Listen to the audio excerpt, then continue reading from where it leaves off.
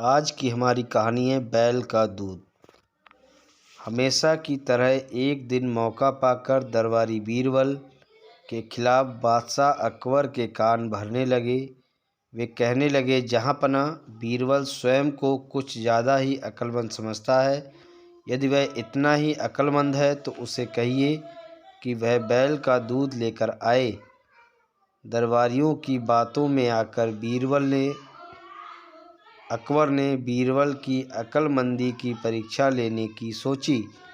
बीरबल उस समय दरबार में उपस्थित नहीं था। जब वह दरबार पहुंचा तो अकबर बोले, बीरबल, क्या तुम मानते हो कि दुनिया में कोई कार्य असंभव नहीं है? जी हुजूर, बीरबल ने उत्तर दिया। तो ठीक है, हम तुम्हें एक काम दे रहे हैं। तुम्हें उसे 2 दिवस के भीतर करना होगा। फरमाइए हुजूर, आपको हर हुक्म की तालीम मेरे कर्तव्य है। बीरबल सिर झुकाकर अदब से बोले, जाओ, जाकर बैल का दूध लेकर आओ। अकबर ने आदेश दिया। आदेश सुनकर बीरबल भौचक्का रह गया।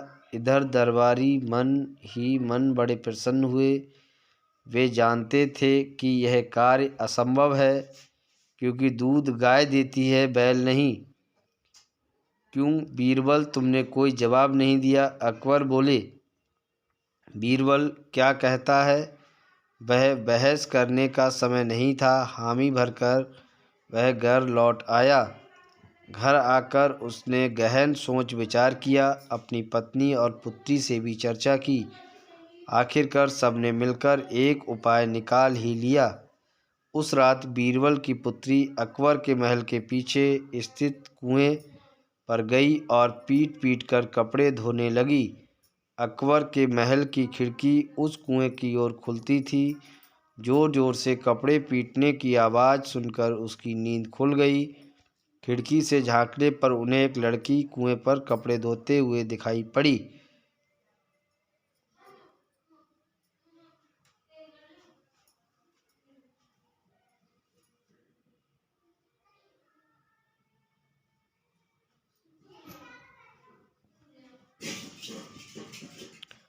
अकबर ने वहीं से चिल्लाकर उस लड़की से पूछा, बच्ची, इतनी रात गए कपड़े क्यों धो रही हो?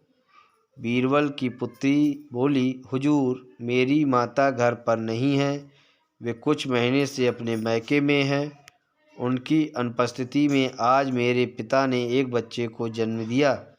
दिन भर मुझको उनकी सेवा शुश्रूषा करनी पड़ी।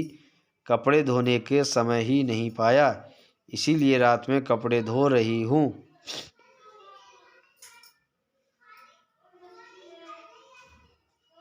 कैसी विचित्र बात! अकबर ने वहीं से चिल्लाकर उस लड़की से पूछा, कैसी विचित्र बात कर रही हूँ बच्ची? आदमी बच्चे पैदा करते हैं क्या? अकबर कुछ नाराज़गी में बोले, करते हैं हुजूर।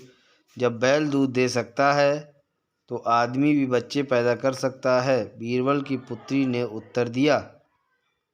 ये सुनना था कि अकबर की नाराज़गी हवा हो गई और वे पूछ बैठे, बच्ची, कौन हो तुम? हुजूर, ये मेरी पुत्री है।